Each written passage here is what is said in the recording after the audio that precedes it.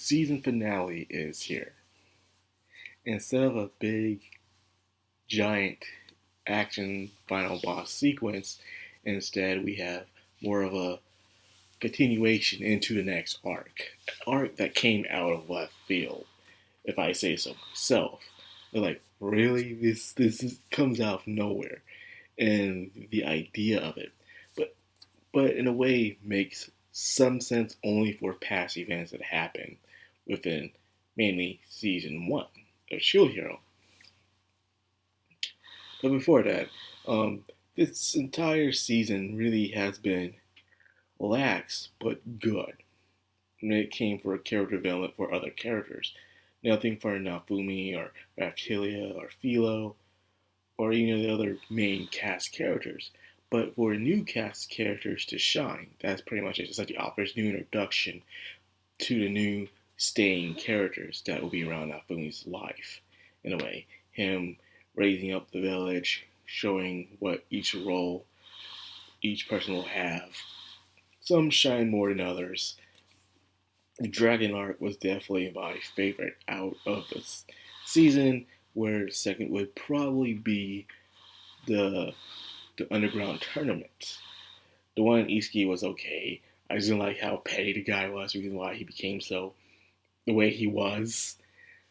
But other than that, yeah, it was a pretty good season. And even though it wasn't as tense as season 2 or 1, it felt right compared to season 2.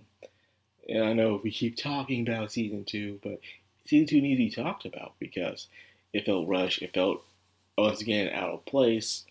Didn't make any sense. It felt like the author is just creating things as the story goes on, which you do, but it became hard for some people to believe that this is possible within that world. You know, we have these sacred beasts that will arise because of the hero's lack of confidence in them, defeating the waves and saving the world. And then, so these creatures will take over, but the creatures will destroy the majority of the population in order to save the world. So they're more about saving the world than the people of the world, which goes from that exact question the Filial Queen asked Nafumi. Will he save the world or save the people of the world?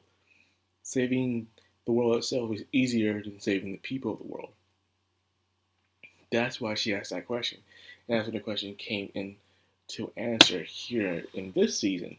So a lot of people felt like season 2 was just giant filler because it didn't really arose to anything. Only the effects of the other heroes, but we saw that off screen into this season, showing how the Battle of Taurus damaged them the most compared to Nafumi, who just went to another world and had a completely different opposite adventure, relearning his skill all over again. Completely, like I said, left field. But then they made it with this season where it was more focused on him working on the village and bringing the heroes together while preparing for the Phoenix, because that's the main thing, which is arriving within 2 months. So anyways, then just out of nowhere, the thing about Raptilia being an heir to this eastern country, Kwai Tin Lo, it sounds Chinese. I've been reading a lot of Chinese comics lately, webtoons mainly. So yeah, it sounds Chinese in a way. And even Sadnira was pretty much explaining the entire situation, how she was from that place, her family was from that place, and they were protecting Raptilia's parents. But the waves happened. And she failed, so Raptilia went into slavery, and we know the rest of the story. But this entire time, people are saying just because she put on some clothes that it gives them the right to assassinate Raptilia. Tell you the truth, that is a fact. You will not believe, even today's society of our own, simple things that you will be unaware of that can trigger something for someone else. You know, it can be a game, it can be a law. You might be breaking a law, you don't even know it. If you actually read the laws to your own state in a rule book, you'd be crazy how some of them sound so made up. But you'd be shocked. Will you be arrested or charged for it? Mainly not. It depends on the rule itself. But anyways, what happened here is that they've been spying on Reptilia since before she was even born. So they've been watching her the entire time, not interfering. They're only able to interfere unless she puts on a, a Miko outfit. And it's not a Miko outfit in that world, but not a Fumi's world it is. So because of that, they're not allowed to do anything. So they just watched her.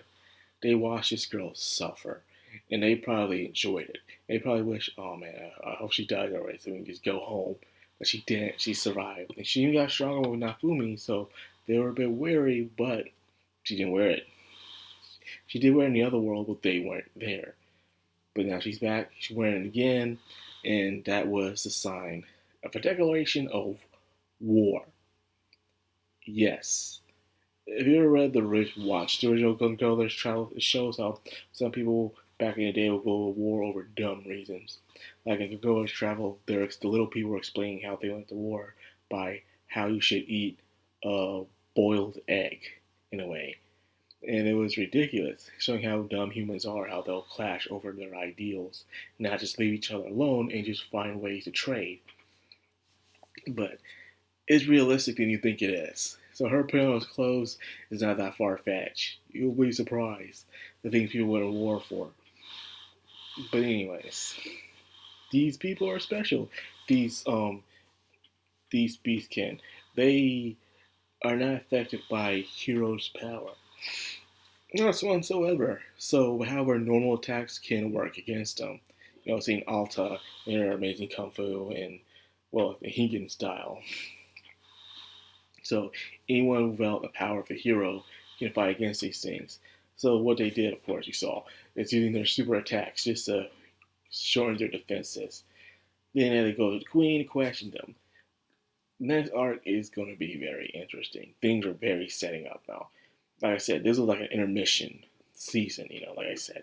Something pretty much what Mushoku Tensei Season 2 is going through right now. It's just introducing main characters that will be inside of their lives and get to know more about them until they continue on with main points of the plot. That's how it usually is. And so they set off to settle these events. While Ren and Iski are helping out Ofumi, Matsuyatu somewhere preparing for battle. Philo's off, ready to get stronger. Her own training arc with Maltine. And Mine is up to something. And speaking of Mine, that chick from the new country that we're going to see next season, she looks just like Mine. Is that Mine? We don't know. I don't know. It looks just like her. It'll be interesting if that is like, wow, Mine is playing some 4D chess. And like I said, it feels like Mine was already a manipulative person. She was still felt like a Saturday morning cartoon villain in the first season. But now I feel like she has a new boost when it comes to her wickedness. Now she knows how to really plot things ahead right now. And whether she did to those heroes to give them the Curse series, and now she's off to the same place, or she's already there, I don't know, because she looks just like that person in a well-groomed dress. I don't know, but I'm excited to see. So, all we saw at the end was the erase to season 3, and that was it. And as we know, probably when it comes to some Crunchyroll event or Animazement or whatever it may be, we will have an announcement of season 4. They're going to do it, man. Might as well not even say, are they going to do it? Of course they are. And I am looking forward to it because it's going to be awesome. So anyway, with that being said, I am very happy with this season. I really am. It was great. It was awesome. I loved the new characters. Some of them was barely shown, like the woman who was an alchemist, or the girl from the other, they met earlier. Sign, her name was, I believe. Those two had the littlest development of all the characters. They showed up and they just disappeared on them. Like, no explanation whatsoever. Like, okay, there's characters here. And that's it. Okay, fine, whatever. But the others have it, like Windia, the Tiger Twins, Sanera and stuff.